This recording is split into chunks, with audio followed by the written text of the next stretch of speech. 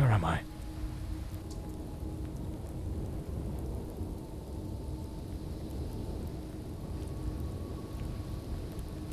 I know it's following me. I can feel it.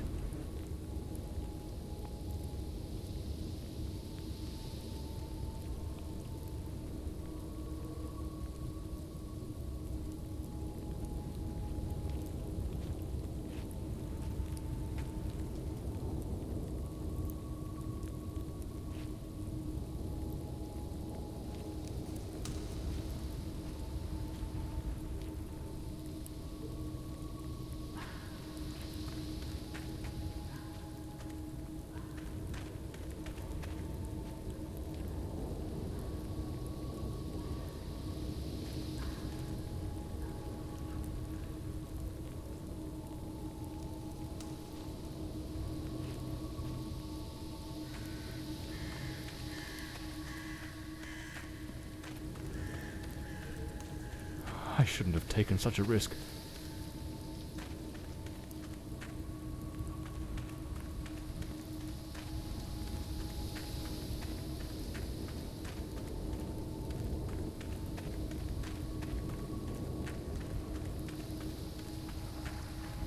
That sound. It's coming from the river.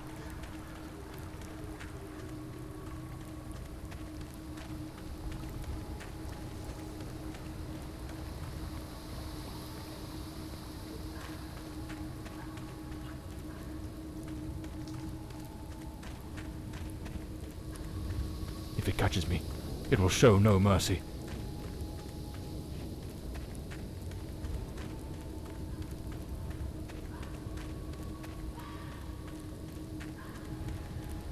I know it's hidden somewhere in this forest.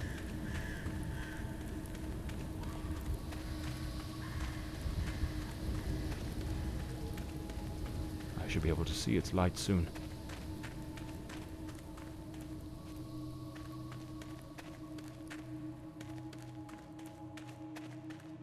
At last, I can gather my strength and plan how to face that monstrous thing.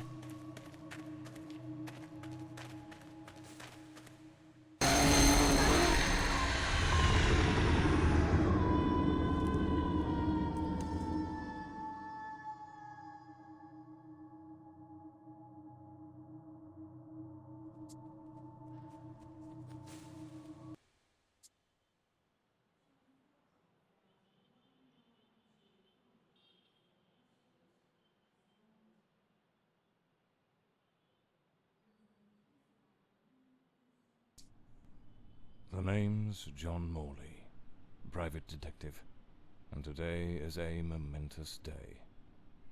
After enduring the most exquisite tortures at the hands of those blasted nurses, and being pumped full of enough medicine to fell an ox, today I'm finally free. Who would have thought that the case of the Red Shoes murder would end the way it did? A stormy night, soaked to the skin, wrestling that brainless killer on a rooftop. Then a slip and a 5-story plunge. It appears you're awake at last. We had considerable difficulty rousing you earlier this morning, so I deemed it best to let you rest a while longer. I bring you good news. The latest test results are favourable, and the doctor has authorised your discharge. You are now officially ready to go. I have placed your belongings on the table. Oh, and a lady stopped by this morning with some clothes from the dry cleaner.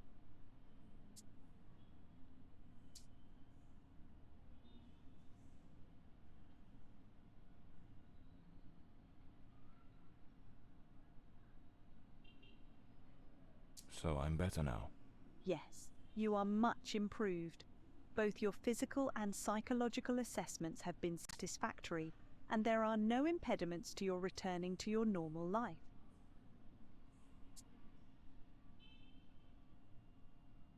A woman brought my clothes from the dry cleaner. Was it Penny? I couldn't say. She arrived quite early, before my shift began. I've placed the garments in the wardrobe to keep them from getting wrinkled.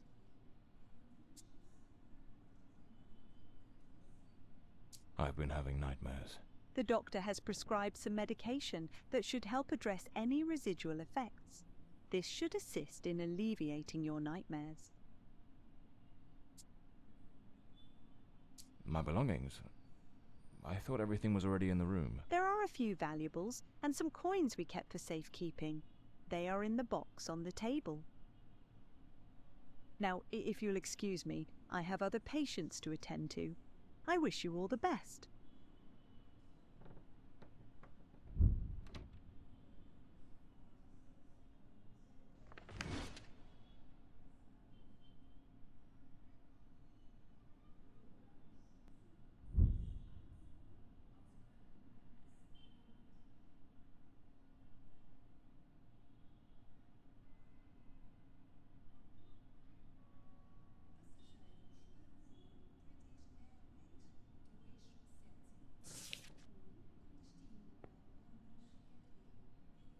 That's me, the bloodhound Morley.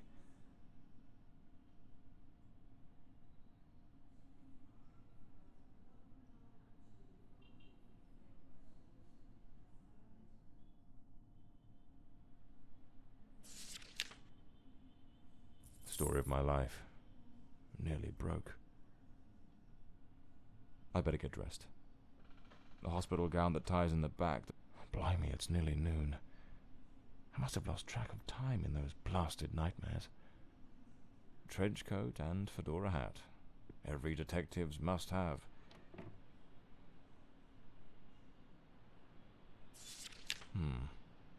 So the mystery woman who took my clothes to the cleaners was Penny after all. Seems she's still got a soft spot for me. Could there be a chance I might win her over?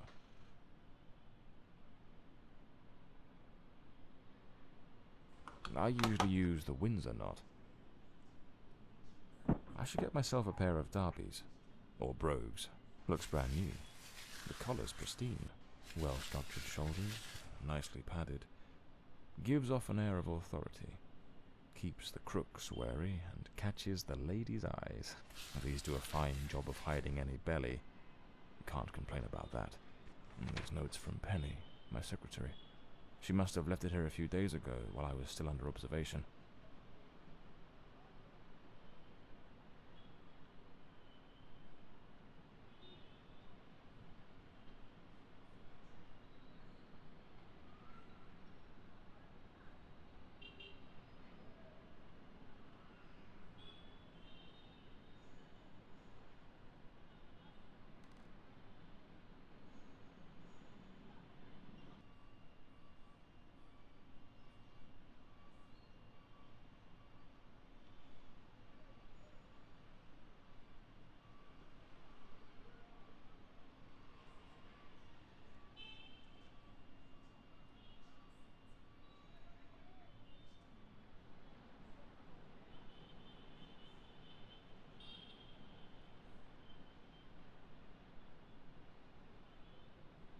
Damn it, Penny. I don't blame her, though. I'm a right mess. I've managed to lose the only two things that kept me grounded. Her sound advice, always spot on, and I better hurry up. Just like Penny says in her note, I might have a new client this afternoon. And with the way things are going, I can't afford to let that slip away.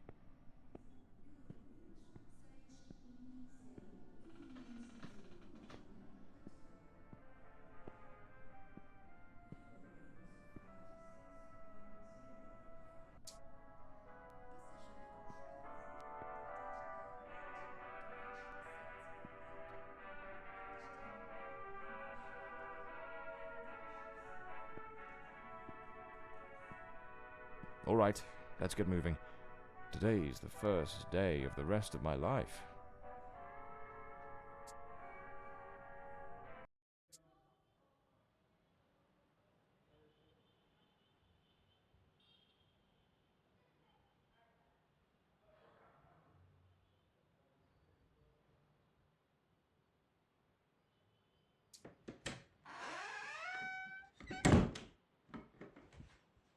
Back again. Feels like stepping into a forgotten paradise.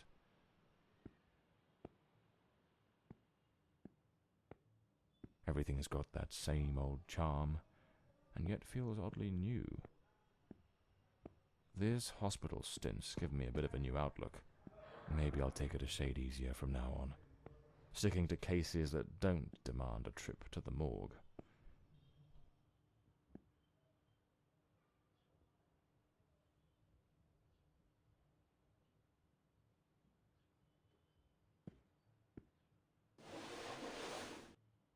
Here they are, Penny's keys, just like it says in her note.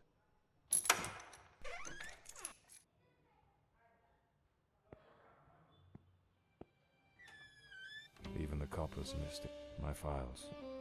Cases, clients, debts. The umbrella with a bullet hole. Souvenir from the marksman case. This case is worth its weight in gold. Everything you need for a portable lab. This one's a favorite. The jealous lover solved everything with a few blows from an ashtray. Brutal, but effective.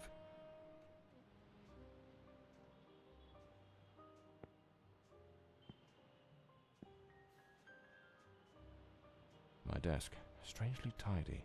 Normally it's buried under papers, notes, bits of evidence. Penny must have wanted to leave everything spick and span before she walked out on me. Penny's desk. I ought to give her a ring and try to sweet-talk her into coming back. If this new client brings in some decent dough, maybe I could settle what I owe her and use a little charm to win her over. So this is Peter. That smug grin's got "Punch Me" written all over it.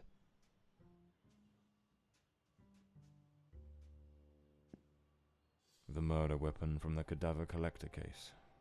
Nasty business, that one.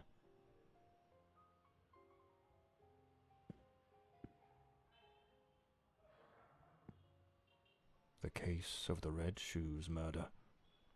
One of the most complicated I've faced. Finally. Case closed.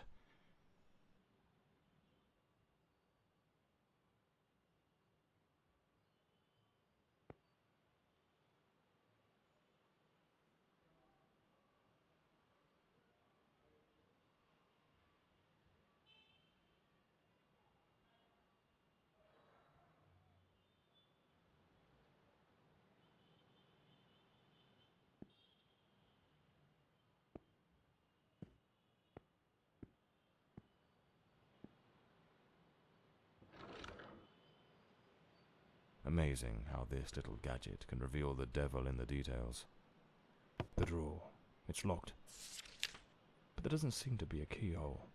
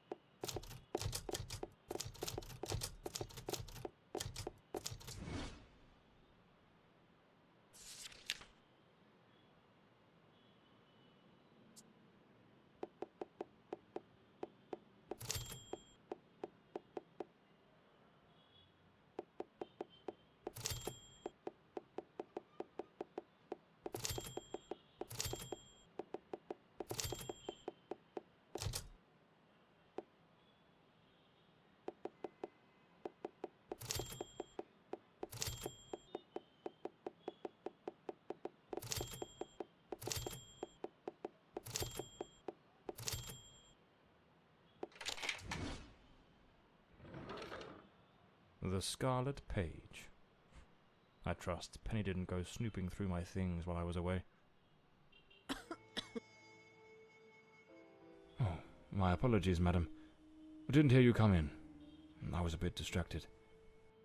Good afternoon, Mr. Morley. I trust your assistant informed you of my visit as promised. My apologies. I was rather engrossed and didn't notice your arrival. To whom do I owe the honour of this meeting? Lady Margaret Fordside, the 4th Countess of Bloomsbury. Lady Margaret, could you tell me what brings you here today? How can I assist you?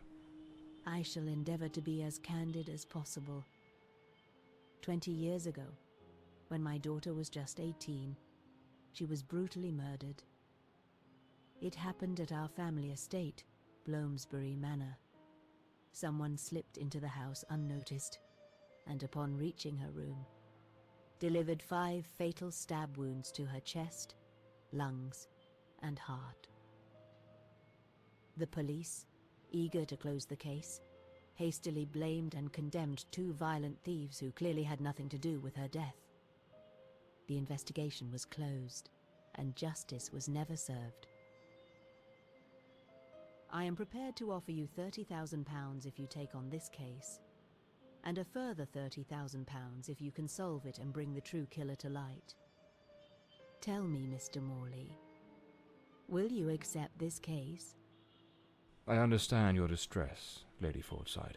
But before I commit to anything, might I trouble you with a few questions? By all means, Mr. Morley. Ask whatever you must.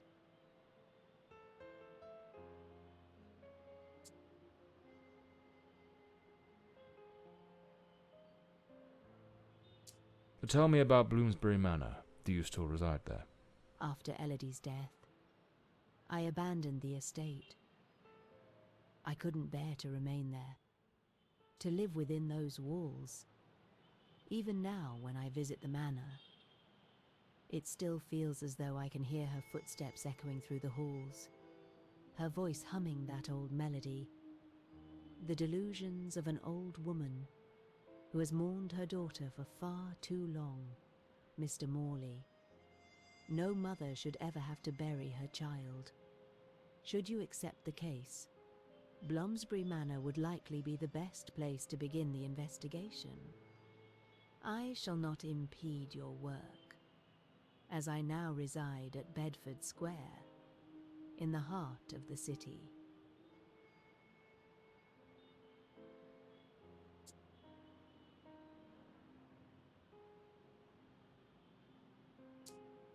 A case that's been cold for 20 years. You certainly don't make it easy for me, Lady Margaret. What made you decide to seek out a detective now?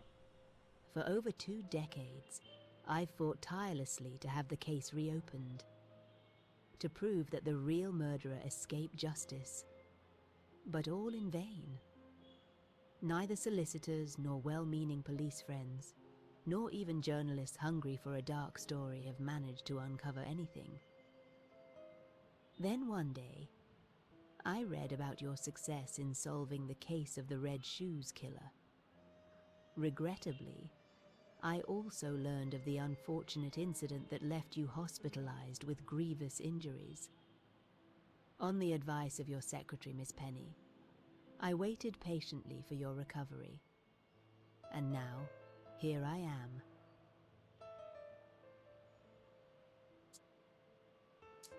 Tell me about the men the police arrested. Why are you so certain they weren't guilty? 2 days after the murder, the police arrested a pair of violent thieves who were terrorizing the county at the time. Though they swore their innocence in my daughter Elodie's death, their criminal record completely undermined their defense. Seizing the opportunity, the police locked them away for their other crimes, and the case was closed. But what has always struck me as suspicious is that nothing was stolen on the night my Elodie was killed. If those thieves were truly the culprits, why would they murder her and then leave without taking a single piece of silver? It doesn't add up, Mr. Morley. Tell me, were there any witnesses? Did anyone see or hear anything? It happened at midnight, The house was practically empty at the time, with only a few servants and a guest who was sleeping in the west wing. I was the only one who might have heard something, as my room was next to hers. Unfortunately, I had taken a sleeping draught and fell into a deep slumber. It is a decision I shall regret for the rest of my days. Well, I believe I have all the information I need to get started. I accept the case, and will begin the investigation immediately. I'm pleased to hear that. My butler will bring you the £30,000 tomorrow morning. Now, if you'll excuse me, I have matters to attend to. Once you uncover the culprit, contact me at once, and I shall promptly deliver the remaining £30,000. Please, Mr. Morley, unravel this harrowing mystery that has tormented me for so long.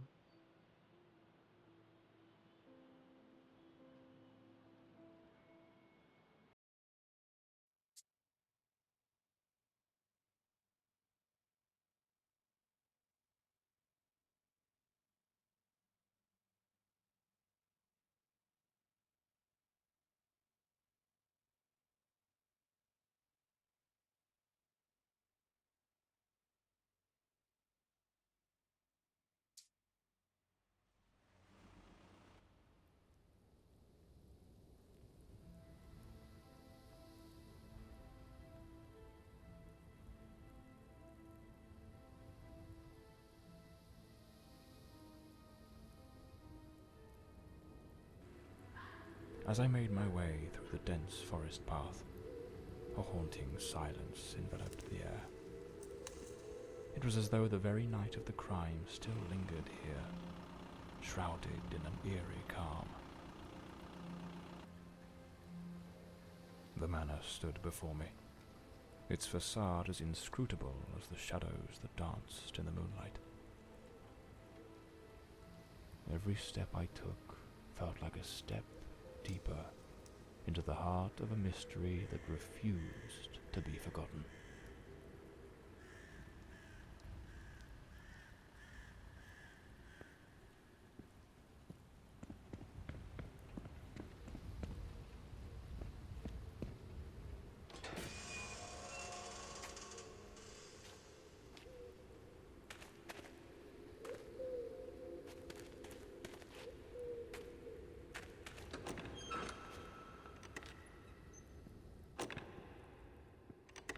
Not a sound. The stillness feels heavy, like it's hiding something.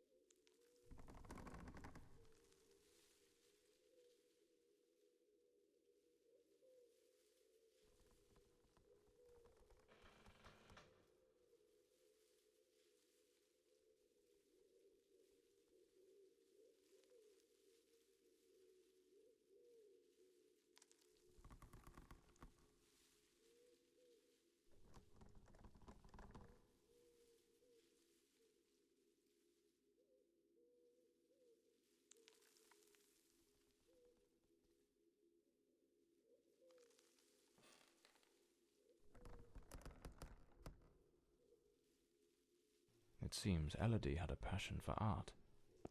The doors chained up with a padlock. A blue moon, fitting for a place haunted by its own sea. Looks like the countess left this for me. It could be useful for getting around the place.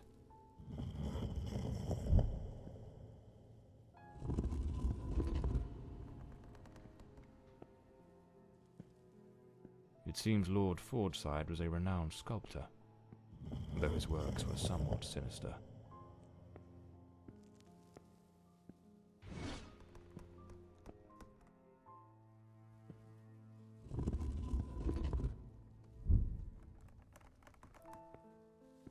a globe resting in a beautiful wooden stand.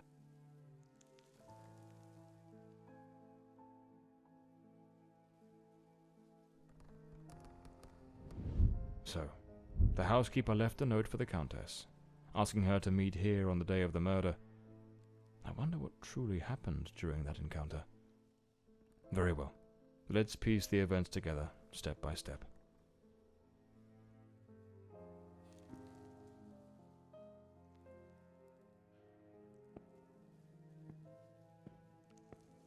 Looks like this is the Fordside family book, showing some of their ancestors.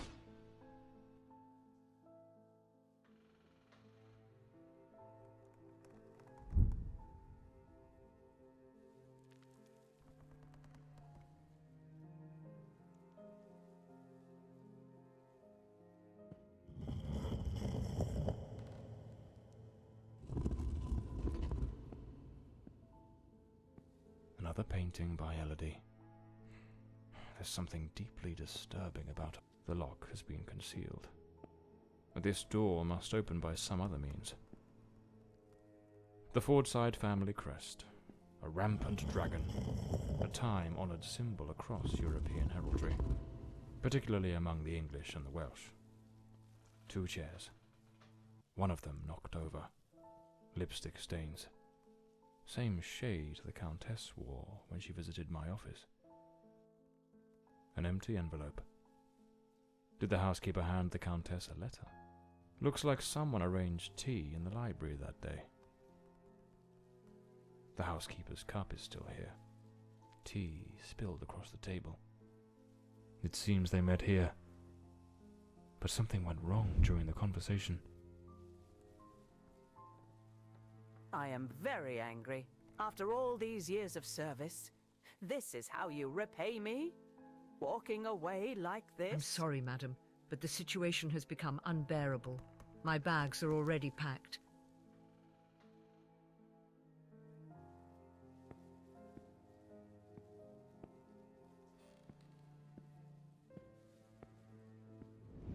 The countess threw the housekeeper out in a fit of rage. In her haste, the housekeeper forgot one of her bags. What was it that unsettled the housekeeper enough to abandon her post so suddenly?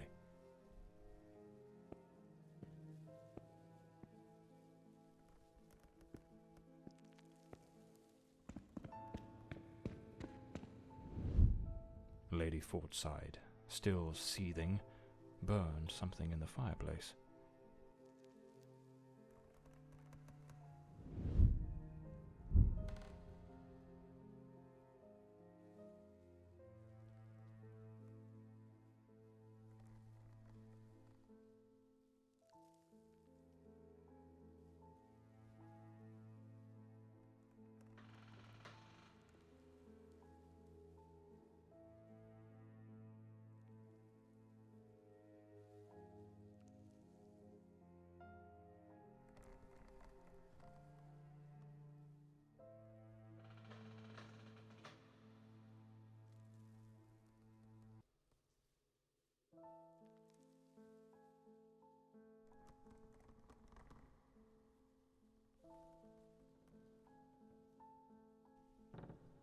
The housekeeper resigned.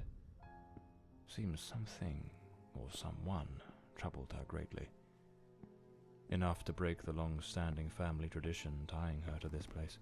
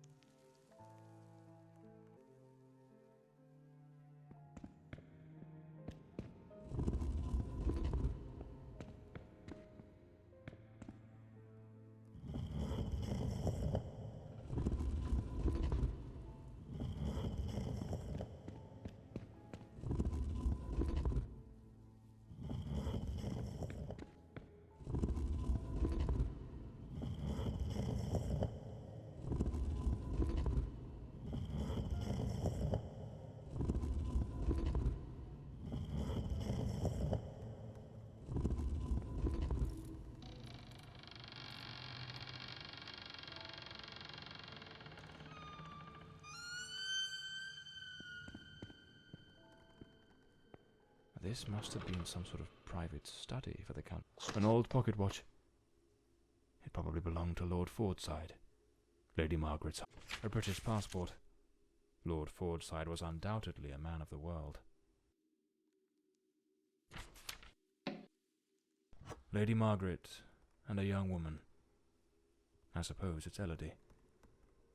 They look happy. It was undoubtedly a better time.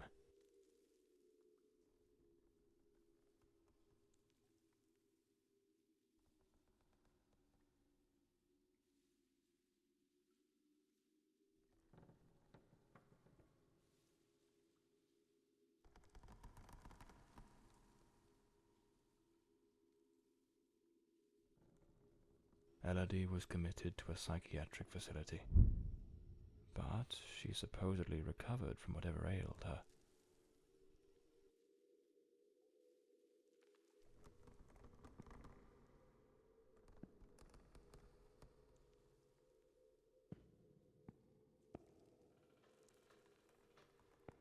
This looks like the key to the main hall. Could be my way into the heart of the house.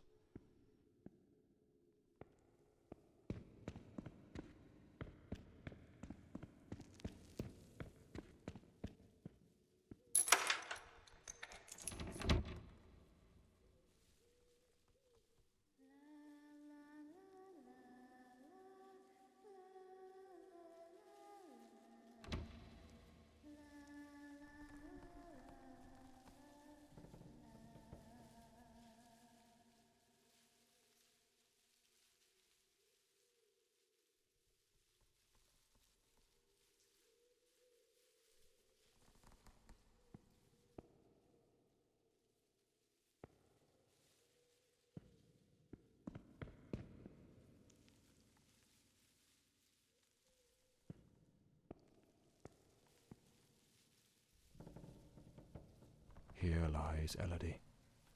Rest eternally, beloved daughter, beneath the tree that once watched you grow. So this is where Elodie is buried.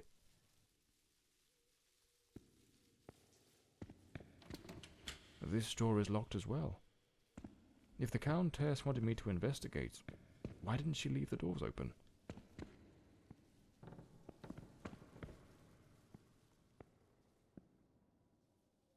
Lay a grand ship on the open sea. Looks like the last painting Elodie was working on was of a ship at sea. The whole gallery is filled with maritime references. She seemed quite obsessed with it. A man with his back turned, watching a ship go down.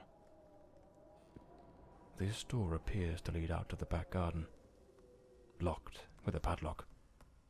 I'll need to find the key.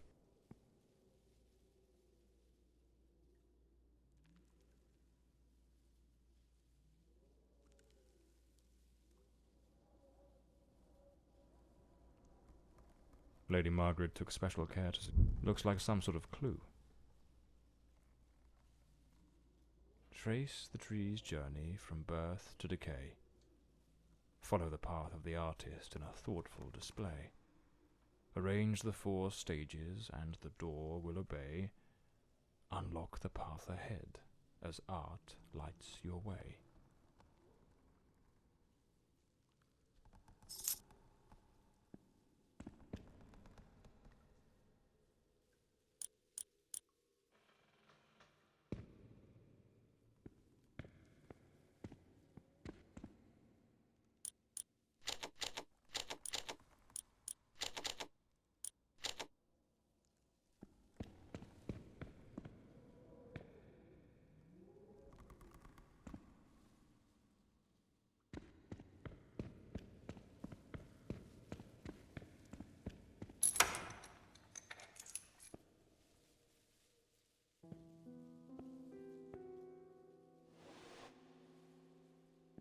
Some of these paintings are really dark and sinister.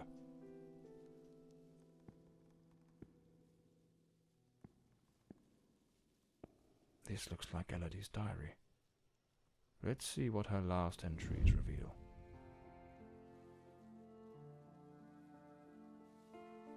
I'm absolutely over the moon. Walter has written to say he is coming. I met him at the Western Sanatorium, and we have grown so very close. He was there recovering from the trauma of a shipwreck, where he tragically lost his companions. By sheer luck, he was rescued, but not before spending an entire year on an island living amongst the natives. He truly is an adventurer.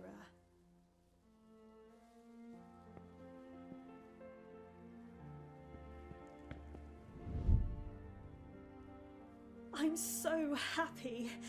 Walter has finally arrived. I must admit, I am utterly captivated by him. I invited him to visit, and he gave me his word he wouldn't fail to come as soon as he was able to leave. And now he's finally here. I can scarcely contain my joy. It feels as though all the darkness has faded away.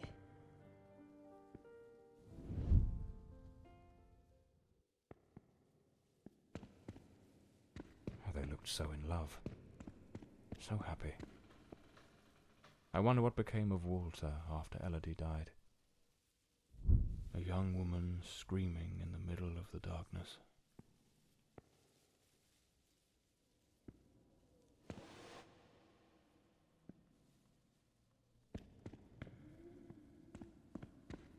Those poor souls. Tragedy seems to have cast a long shadow over this family. Looks like a commercial seaman's yearbook, listing ships and their crews. It's open to the pages under S. Damn it, it's not here. It's simply not here.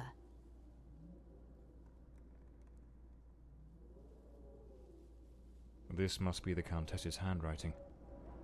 What was she searching for?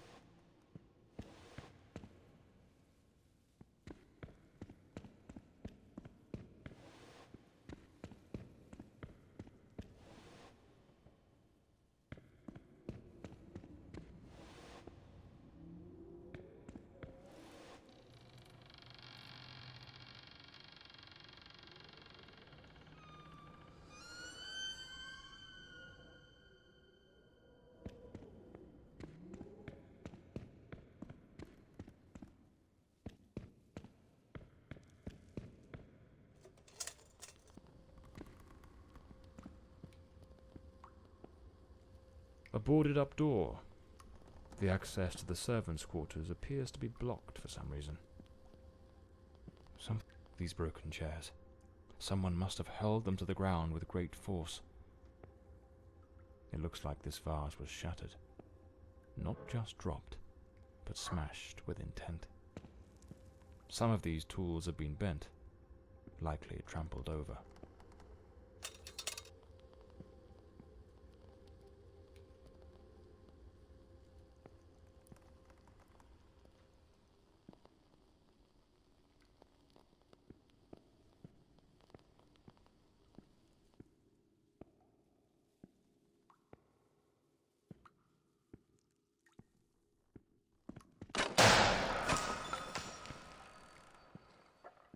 Looks like the crowbar is broken.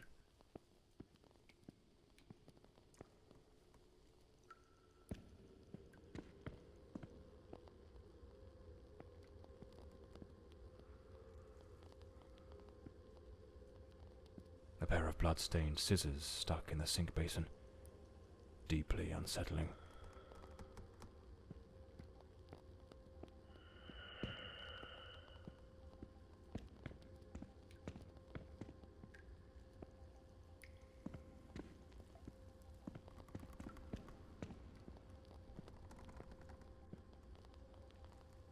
No doubt, this is the cook's room.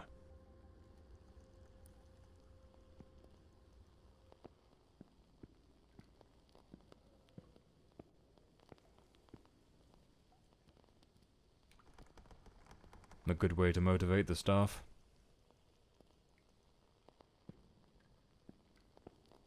A doll pierced with an awl. A warning? The young maid was an avid fan of actor Valentin Rudolph. What a collection of posters from his films.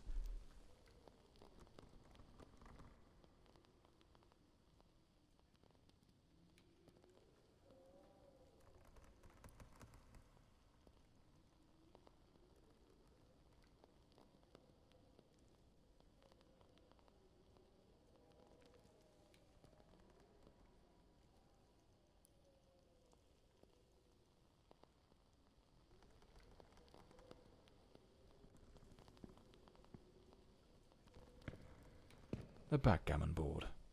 One of the oldest board games.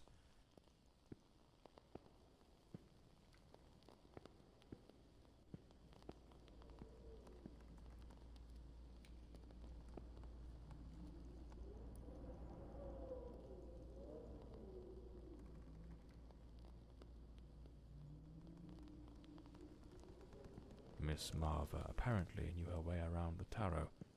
What a dreadful spread. And what a chilling omen it revealed. Evil approaches. It will bring death, and lay ruin to the house and all who dwell within.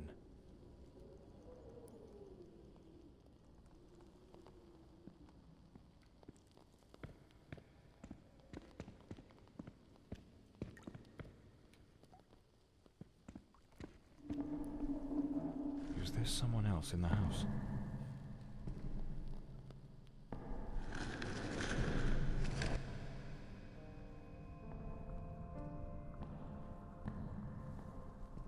Who the devil is that man? He had a knife. I'm completely in the dark here. I don't think he saw me.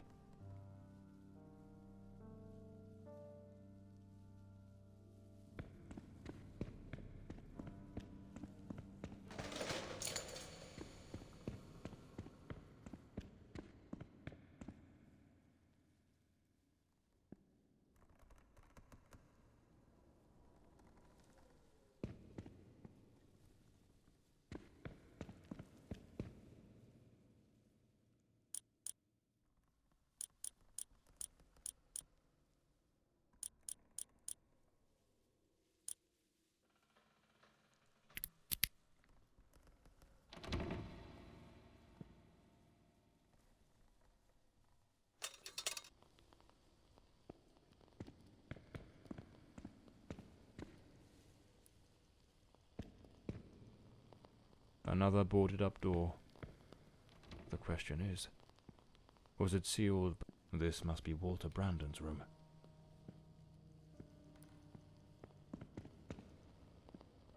A model ship. Mr. Brandon must have felt a deep yearning for the sea. A compass and a sextant. Tools of a sailor. An empty bottle. It smells of good rum. The diary of Walter Brandon. Perhaps it holds some clues about who he was, and what his involvement in this case might be.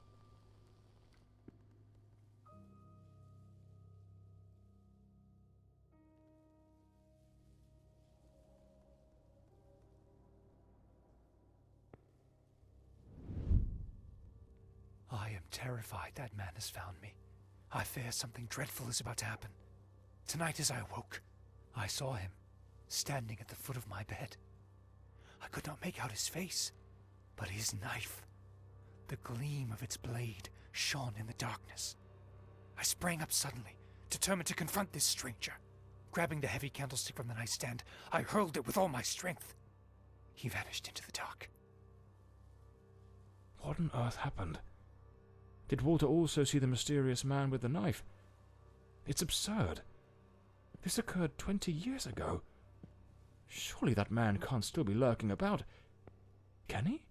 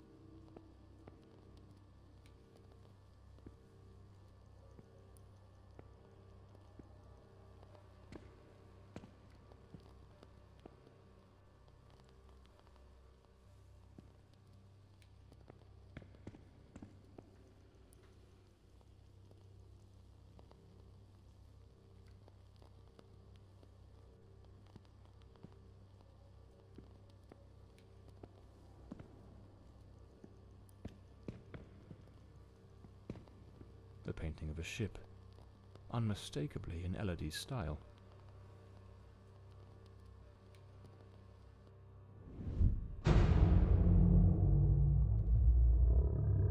Coming here was a grave mistake. He has followed me, watching and lurking in dark corners, waiting to surprise me. I dare not tell Elodie. She would think the one thing I dread most for her to believe. I see him again from the window, watching me. His long hair and beard obscure his face, and he still holds that knife. He means to kill me.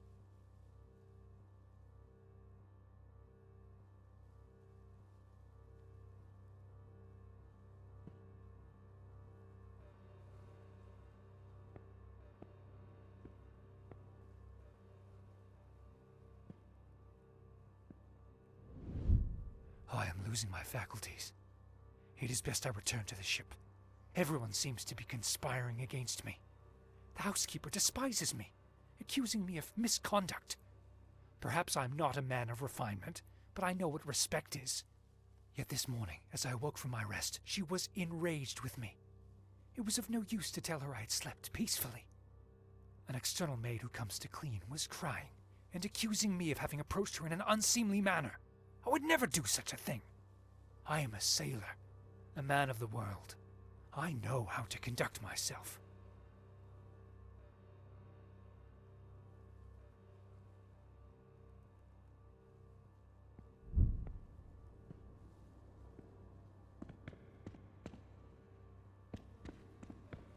The last entry in the diary, dated the very night of the murder. My beloved Elodie, why can you not believe this poor sailor, who only wishes to love you?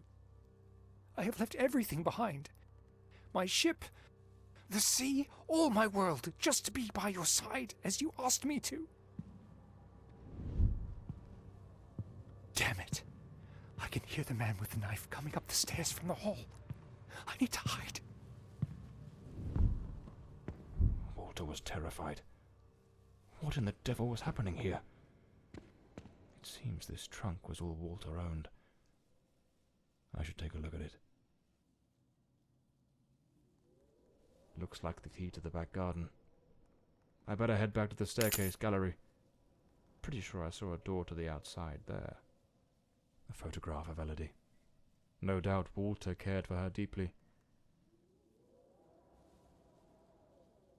Seems I'm not the only one with a fondness for hats.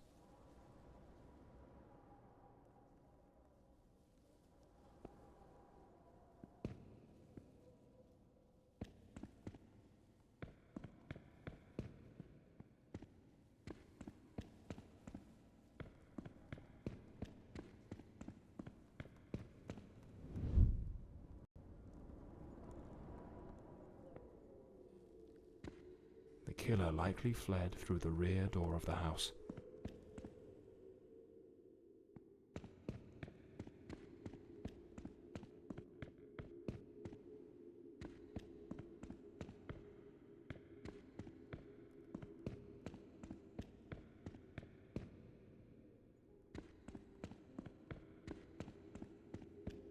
At that old fountain in the garden, now little more than a basin of stagnant water, one can still make out the faint impressions of bloodied hands.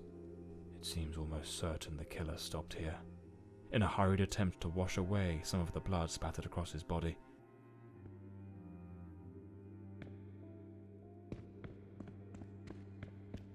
The gate still bears the macabre traces of that old tragedy, like a silent witness, pointing to the path taken by that murderous beast as he fled.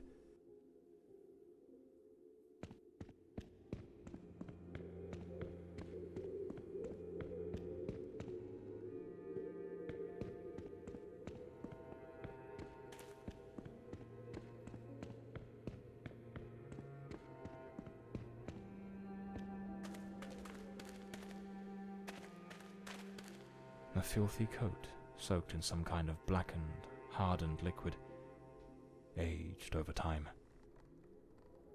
It's clear that the man who killed Elodie discarded his blood-stained clothing during his escape. Here's the missing kitchen knife. Undoubtedly the murder weapon. Despite his injuries, the killer rid himself of anything that might incriminate him before fleeing the scene. The boots, the coat, even the knife. It's a chilling thought, but those very items remind me of the figure seen lurking near the manor, the same figure Walter Brandon spoke of with such dread, and perhaps the very one who was said to have harassed the maids. That mysterious presence was, in all likelihood, the murderer of Elodie Fordside. This ought to do the trick for that boarded-up room upstairs, just by Walter Brandon's room.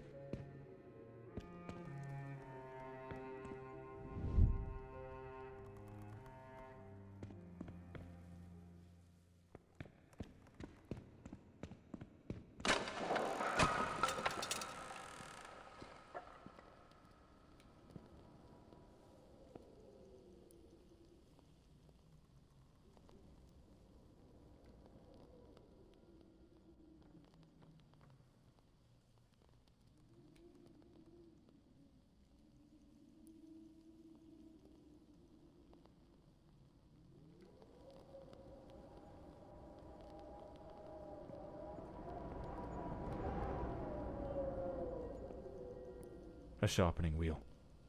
Lord Fordside likely crafted his own chisels.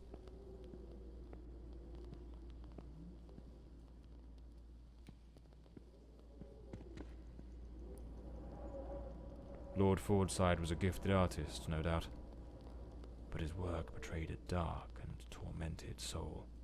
This unfinished fallen angel stirs in me a curious sense of unease, almost repulsion.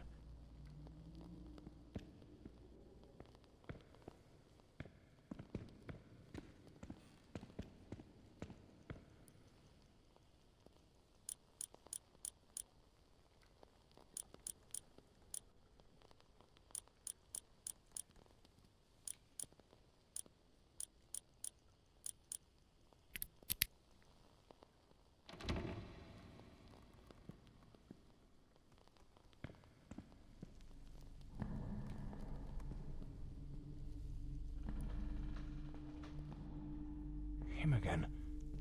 Who the bloody hell are you?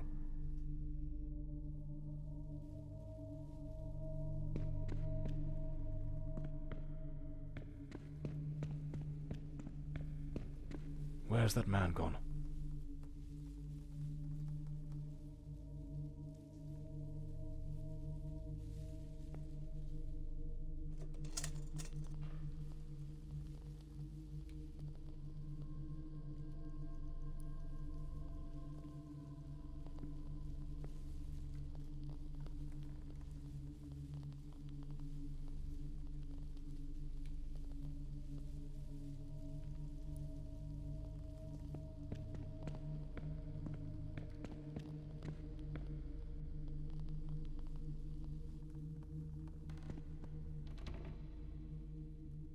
This room looks like it belongs to a woman. Lady Margaret, perhaps? Seems Lady Margaret was reading in the chair that evening. The book's still open, right where she left it. It's a damn fine bottle of wine. No one in their right mind would open a vintage like this and leave it abandoned, unless something rather urgent interrupted the evening. This is a nightmare. I am deeply concerned for Elodie. The housekeeper has long been warning me about Walter. I have made some inquiries, and nothing is as it seems. Elodie remains blissfully happy with him in the house. I am at my wit's end.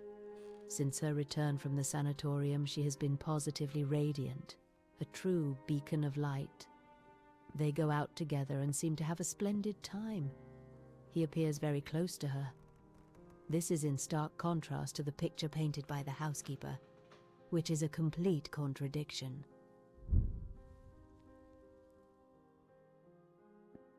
The bed is made. The countess hadn't yet gone to bed on the night of the murder.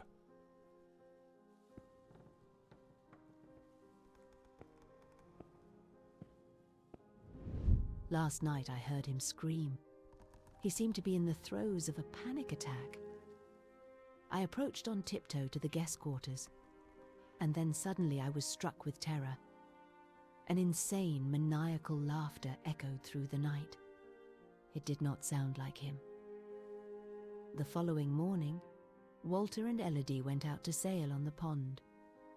Everything appeared normal, and he was the most charming he has ever been.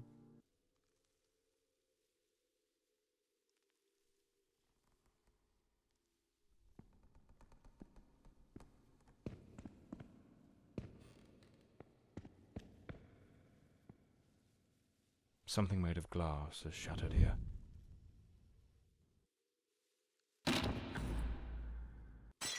Oh my God, what is that noise?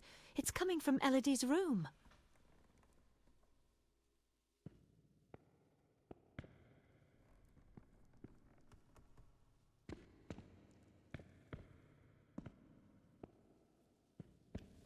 I should finish gathering all the clues from the countess's room before exploring other parts of the house.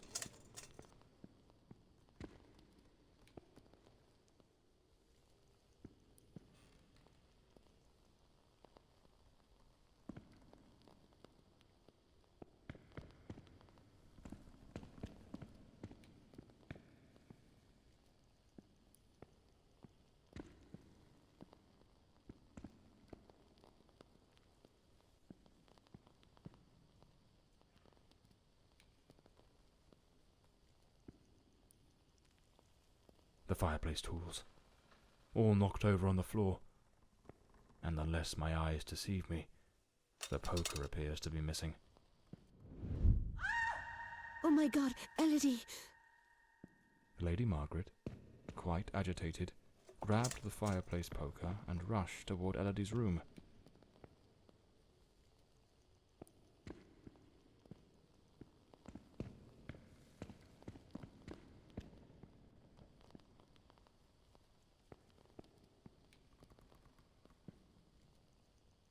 A key.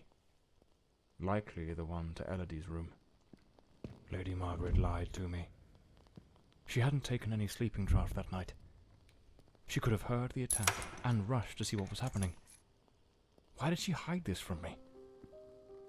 The more I investigate, the more convoluted it all seems. I should head to Elodie's room to search for answers. A pool of dried blood. There's a rag doll, tossed on the floor. I'd wager it used to sit neatly on the bed. Either it was knocked over in the scuffle, or perhaps Elodie dropped it herself in the panic. Photograph of Elodie Fordside and Walter Brandon. If my memory serves me right, it looks like it was taken at Westland Asylum.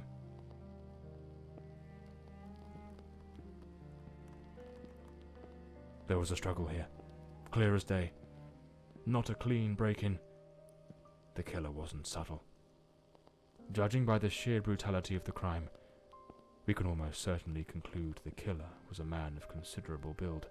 The blood-stained coat, found alongside the greenhouse knife, suggests that the mysterious figure seen loitering nearby may, in fact, be the very same individual who committed the murder.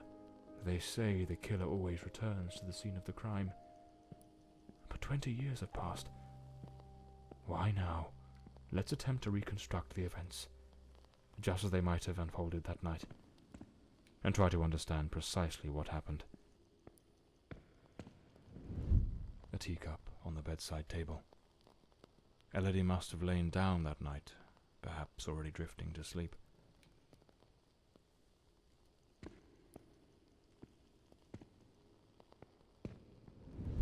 The door's lock, completely broken, indicates someone forced their way into the room, likely startling Elodie awake.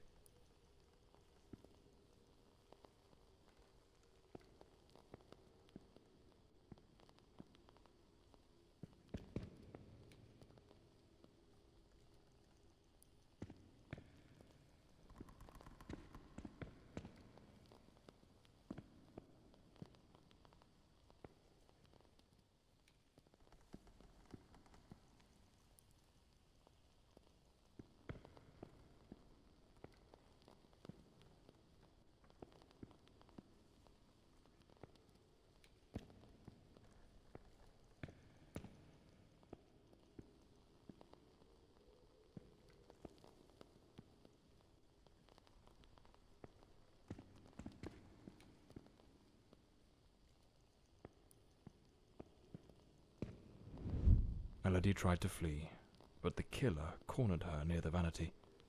She lost her balance and fell, breaking the dresser and chair.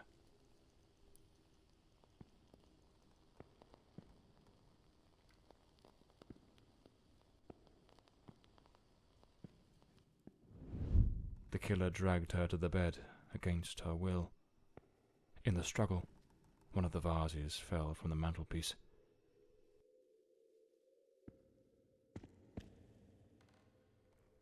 On the bed, the killer stabbed her mercilessly, again and again, staining the sheets with blood.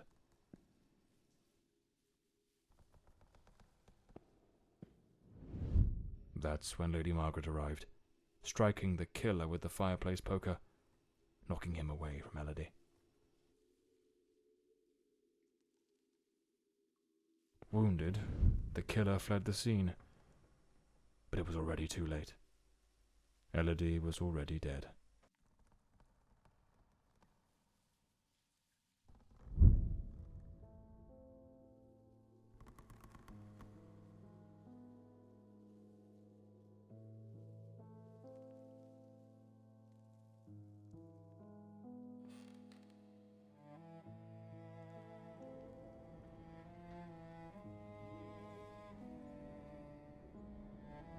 The old Bloomsbury mansion.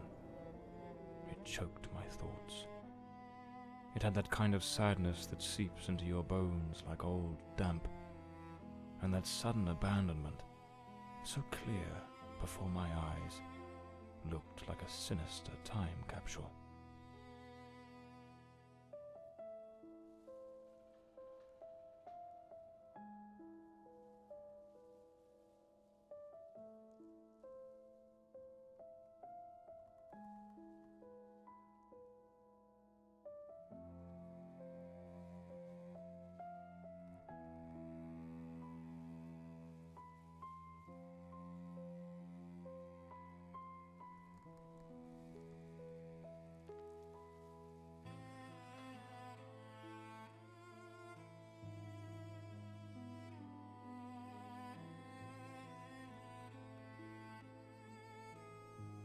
One thing was certain.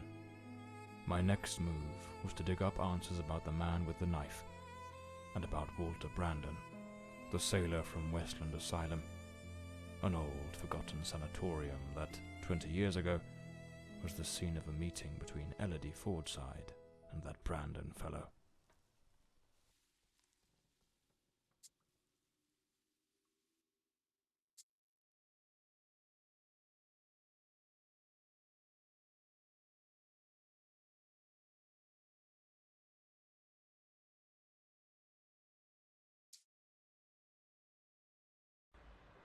It was an ungodly hour when my battered car crept along the winding, shadowed road leading to Westland Asylum.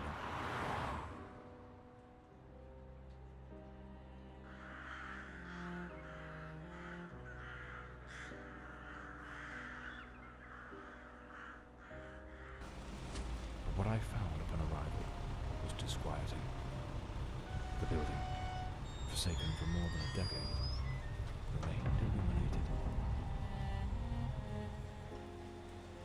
Was it some ancient emergency system defying the passage of time? Or was someone awaiting my arrival?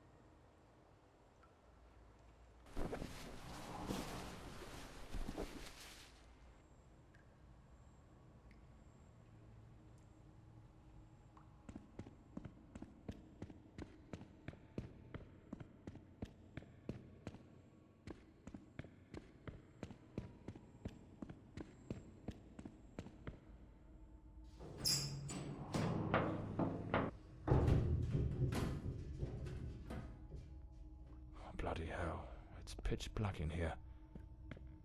Looks like I've stumbled into what could be the kitchen. Impossible. Locked as well.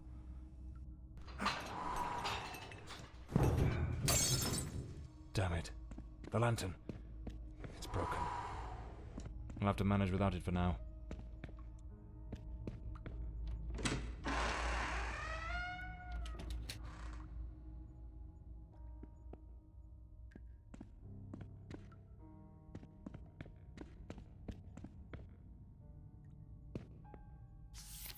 May 1922. This letter was written half a year before Elodie's murder. It's possible she was still a patient here at the time. The nurses were genuinely concerned about the aggression of patient B03. Westland Asylum was a top place in its good old days.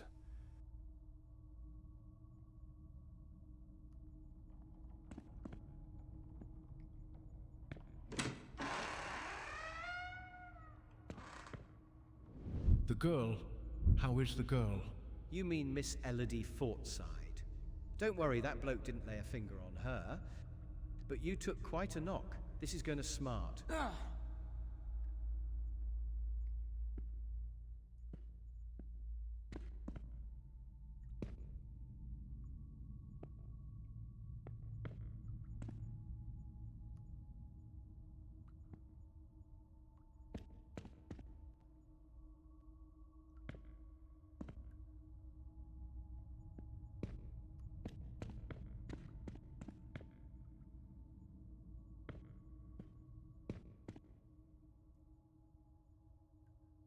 Some basic rules, but quite the front door.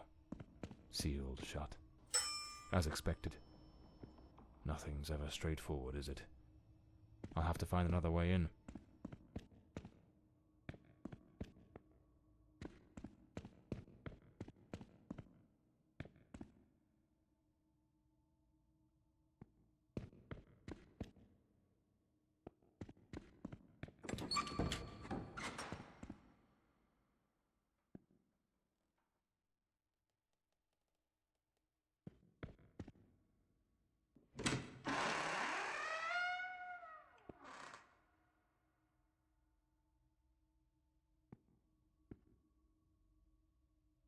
This file cabinet is now empty. It probably held all the records.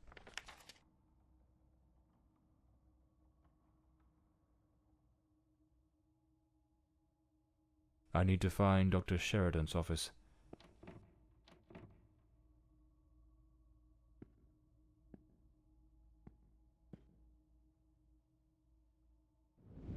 We must formalize the admission of Miss Elodie Fordside. I have her file here. That girl? What do you think of her? I don't quite know. She seems a good girl. I do hope she recovers soon. I know what Dr. Mulder thinks of her. Oh, don't be wicked. You cannot tell me you haven't noticed. Have you seen the way he looks at her? Shh, hush now. Someone's coming.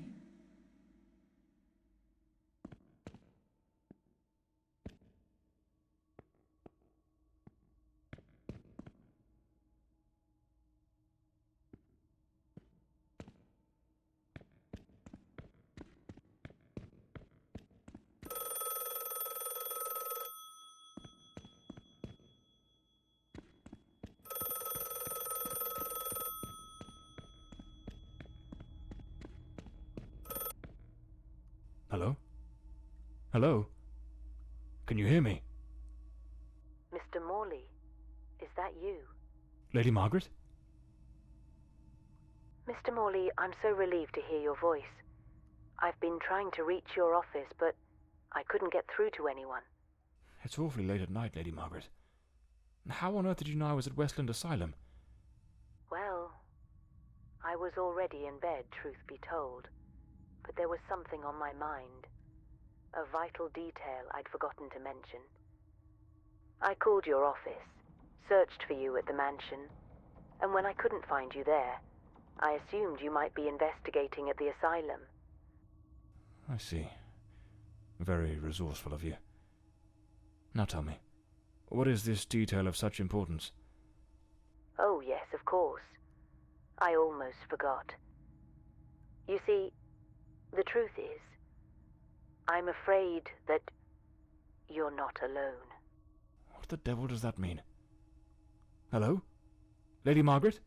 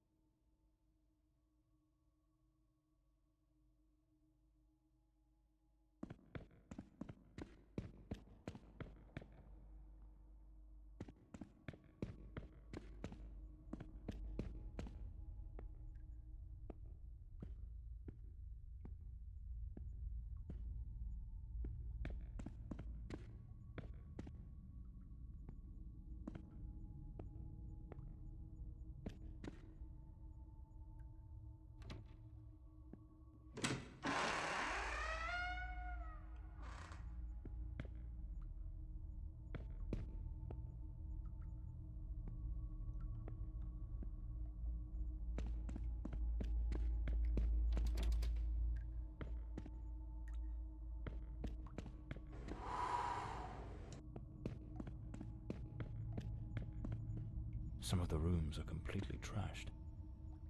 I didn't expect the asylum to be in such a state of decay. A bloody handprint. Someone injured must have leaned against this wall.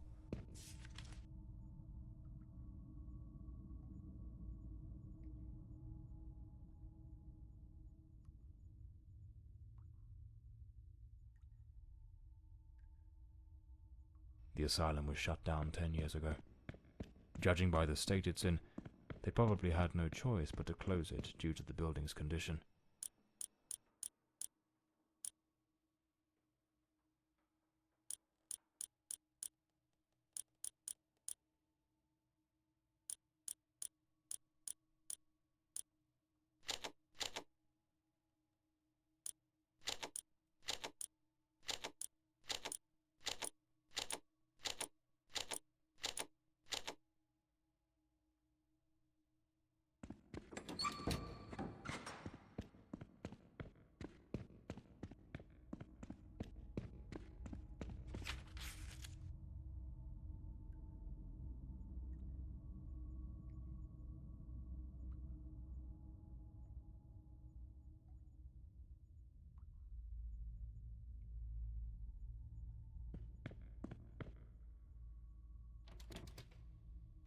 It's locked. Without the key. Is someone there? Damn it. I've got a bad feeling about this.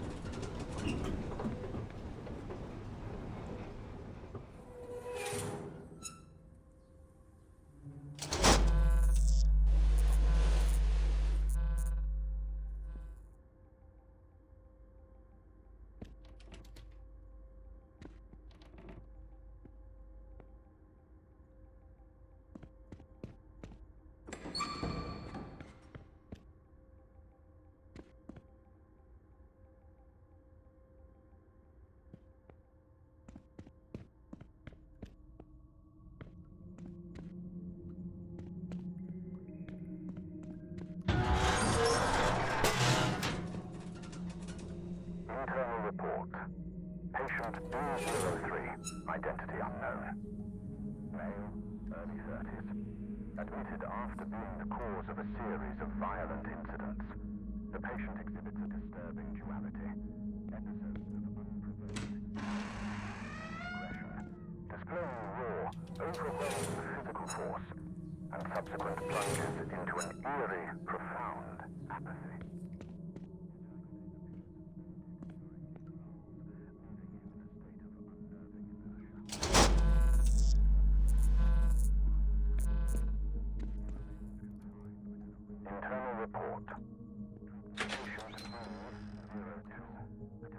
Mr. Norbert Clark, 45, from Sanderson, is a persistent pyromaniac alongside stringent restraints.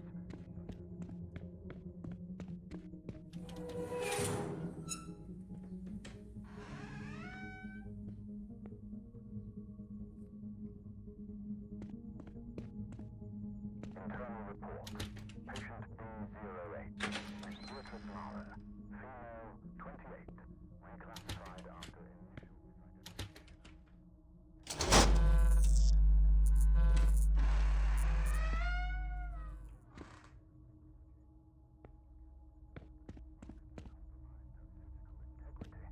and compulsively injects her own hair.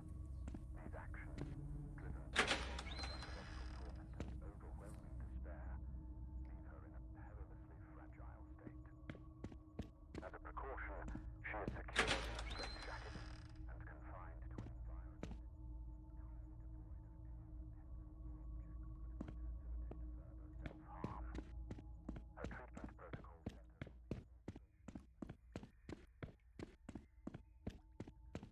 the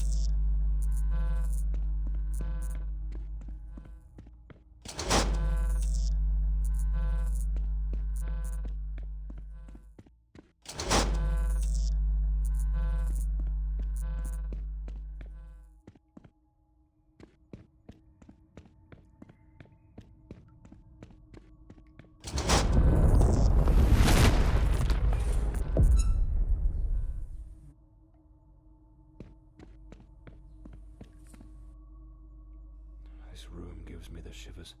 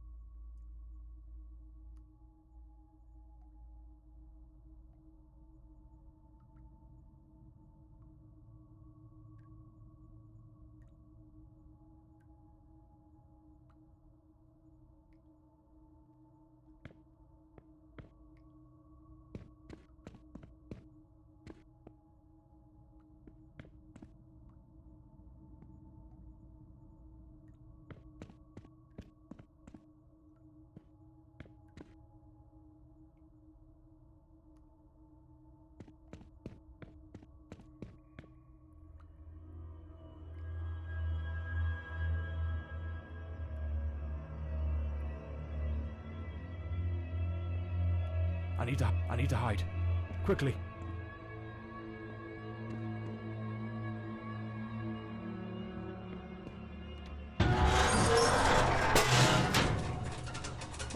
Could it be gone?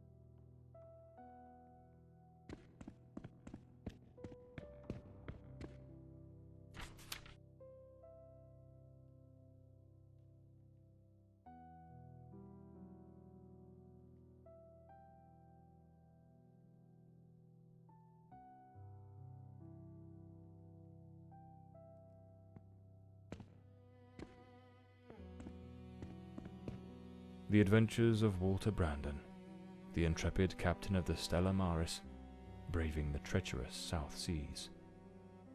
What in the devil does this mean?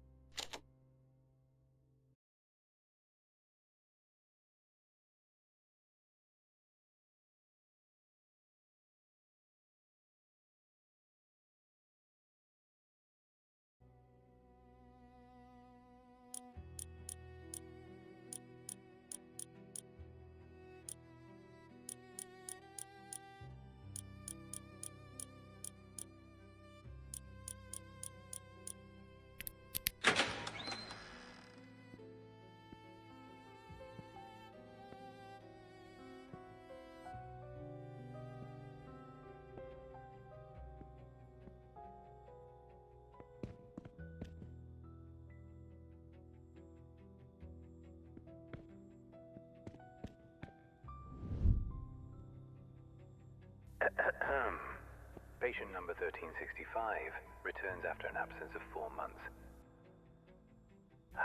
He's in a state of utter disorientation, perspiration pouring off him, and good heavens, there's a severe wound to the skull.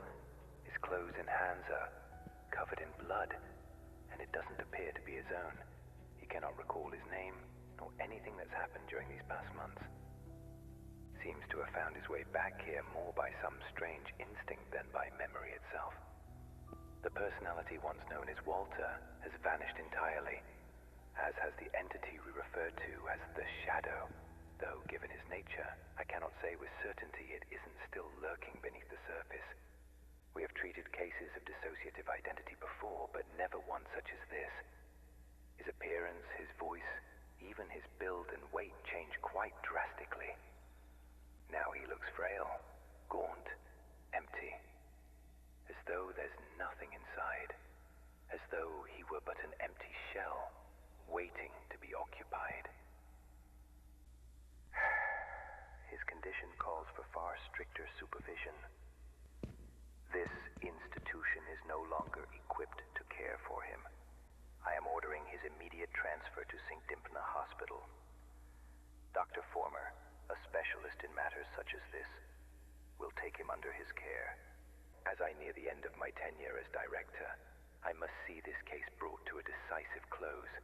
The blood upon his hands, the emptiness in his eyes, all point to an act of the gravest kind. One his mind appears to have erased entirely. God help us, if the Shadow should ever wake again.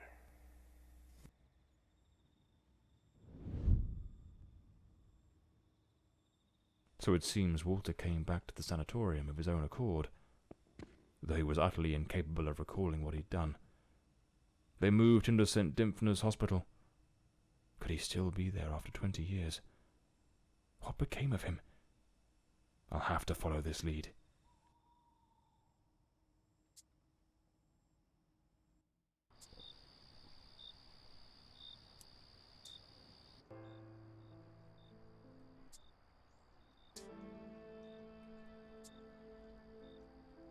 That man returned to the new sanatorium, remembering practically nothing. Maybe it was the wound Lady Margaret left him. Or maybe his mind shattered and never came back after what happened that night. As for me, I was hired to find the one who killed Elodie Fordside, and my intuition told me they were still there, in the depths of St. Dymphna. I sensed that the end of the road was waiting for me in that place.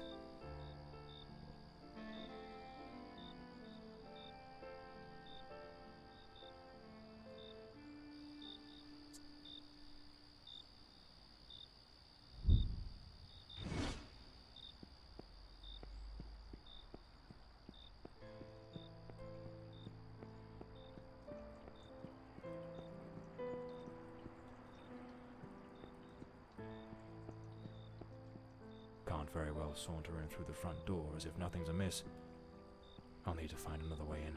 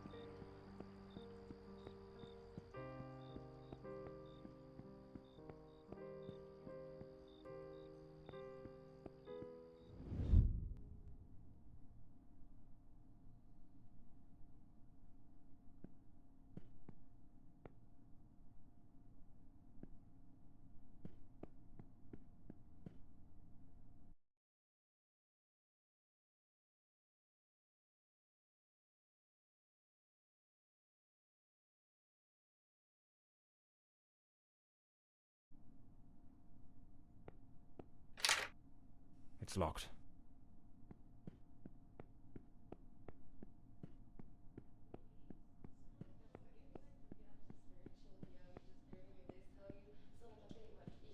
The night shift nurses are behind this door. I need to find another way in. It's locked.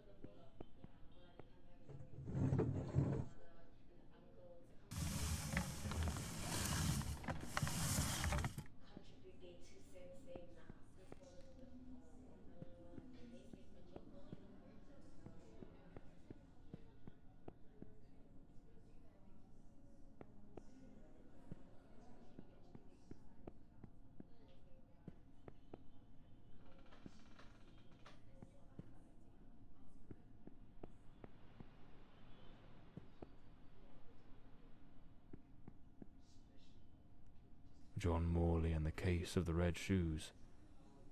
What the devil does this mean?